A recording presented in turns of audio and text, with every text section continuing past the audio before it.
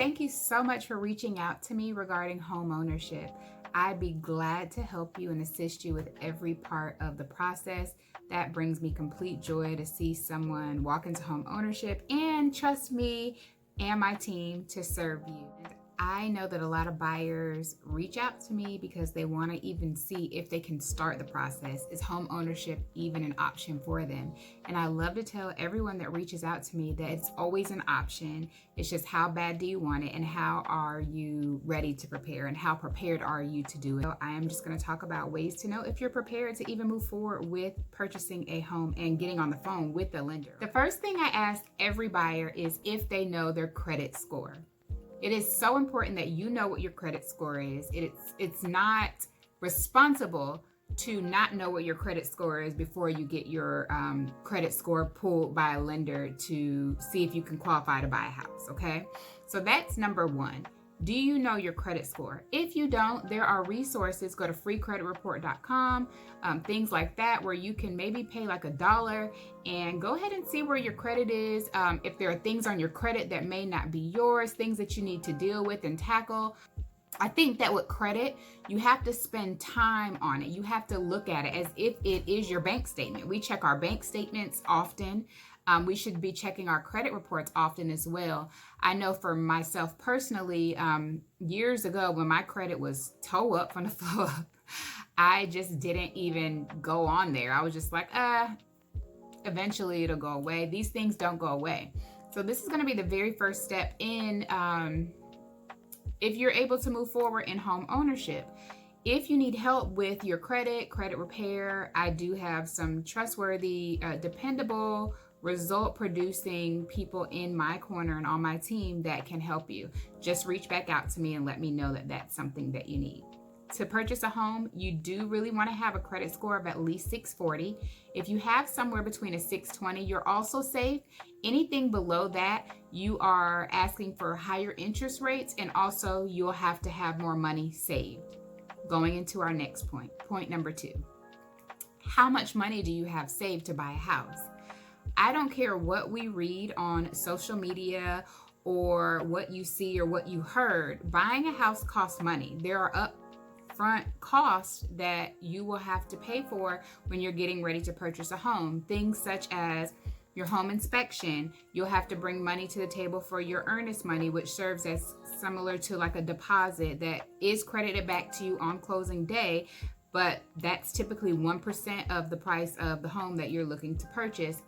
Also, you'll be paying up front for an appraisal, and those are typically just the amount of monies that you'll have to bring. I would say with that amount alone, you need to have at least $2,000 saved for that part.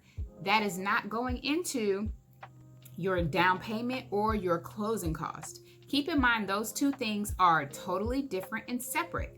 So when I ask people, what do they have saved? Are you prepared to buy a house? Because buying a house is not free. You do have down payment programs. A lot of those are kind of in and out. You have to qualify for those programs. They're just not handed to you because you want them. Each down payment program has a set of rules that goes with it that will qualify you or disqualify you. So, do you have money saved? How much money do you have saved? Or do you have access to funds? Some people like to use their 401k. Some people are giving gifts. Those things need to be in your bank account when you get ready to start the home search. You have your closing costs. Closing costs can be anywhere between 2 and 4% of the purchase price of the home. That is something completely different than your down payment. Your down payment can range anywhere between 3% and 20%, depending on the program that you are best fit for. All the way from a conventional to a FHA loan to a VA loan, they all will have different requirements, different standards, and because nobody's situation is just alike, your situation will be different from the person next to you. So everyone will have a different program that they may qualify for. You may not be able to qualify for that. You may have to bring 10% down. Someone else may be able to bring 3% down. So do you have money saved? Closing costs, however, can be negotiated into the purchase of your home. The seller can pay those, but they don't have to pay those. So you want to be prepared just in case. I always encourage people to save at least 7% of the purchase price of the home that they're looking to buy. Do you have consistent income? So most lenders are looking for consistent income. They want to know that you will be able to repay the loan back that they're giving you for the property. So you want to have 2 years, okay? And when you approach a lender, they're going to ask you for a few documents. They're going to want to see maybe 2 years of tax returns. They're going to want to see a few sets of W-2s showing that you're paid. And also, if you are self-employed, they also want to see 2 years of consistent employment as a self-employed person. Okay, they want to know that this wasn't a new venture, that you are consistent and that you are growing.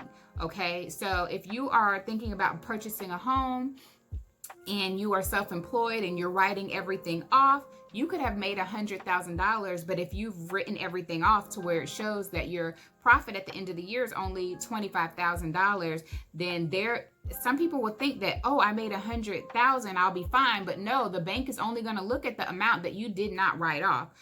They're only going to look at the end, the profit, what you made. So if you're considering purchasing a home and you are an entrepreneur, you want to consider how you're doing your taxes. You want to go ahead and tell your tax preparer that you are interested in buying a home and to file your taxes as such. Also, you want to make sure that you've been managing your debt. If home ownership is something that you are getting ready to walk into and that you want to walk into, you definitely want to make sure that your debt to income ratio is low, okay? Because you want to be able to afford a mortgage. If your debt to income ratio is already high before they factor in the amount of a mortgage payment, then you probably will not qualify.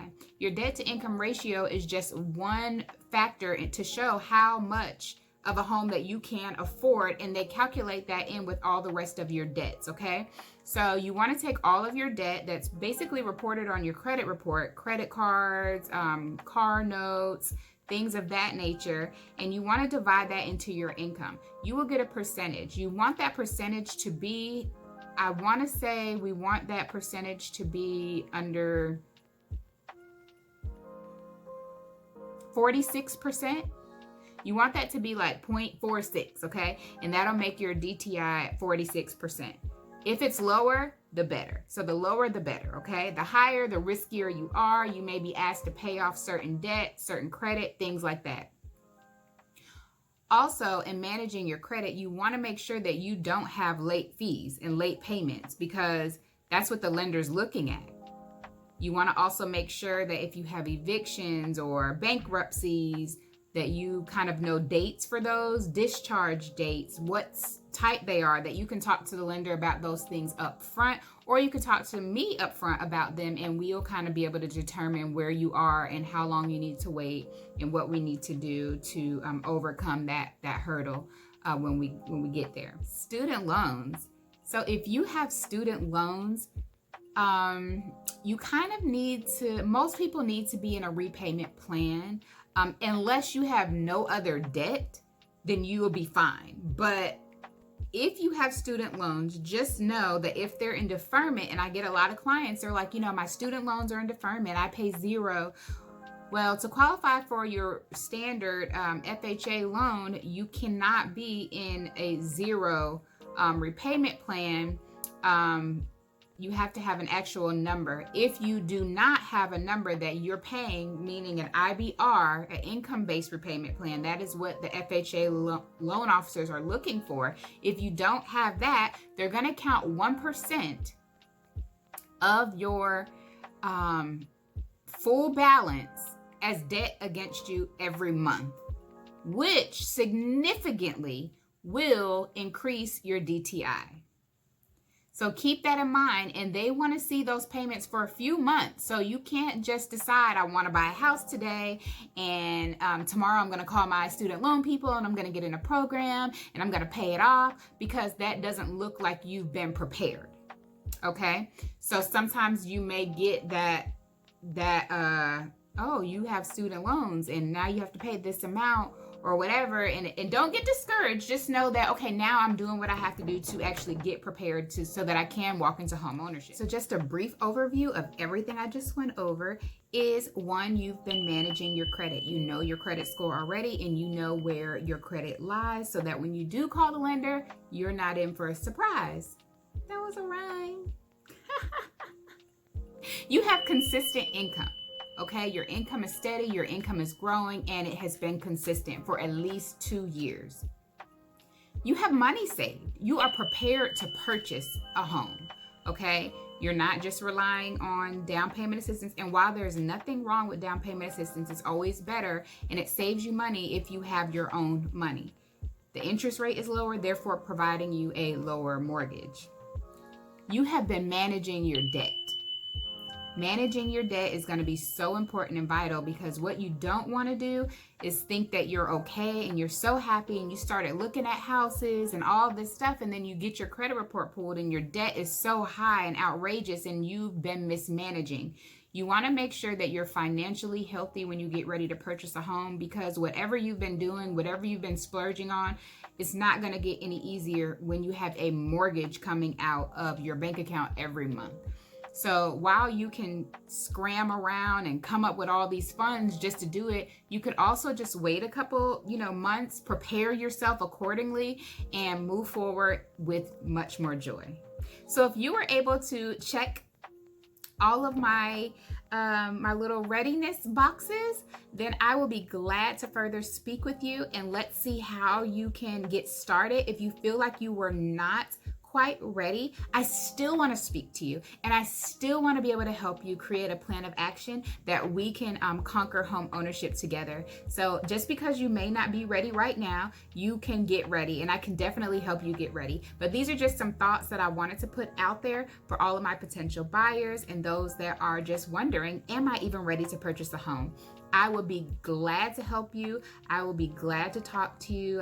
You can schedule a 15-minute consultation with me. If this video was helpful for you, go ahead and give it a thumbs up. You can subscribe to my YouTube channel for more information, more things about buying a home. And if you have a video idea that you would love for me to talk about, or a topic, just let me know below in the comments, and let's see if I can get it done. Thanks for watching.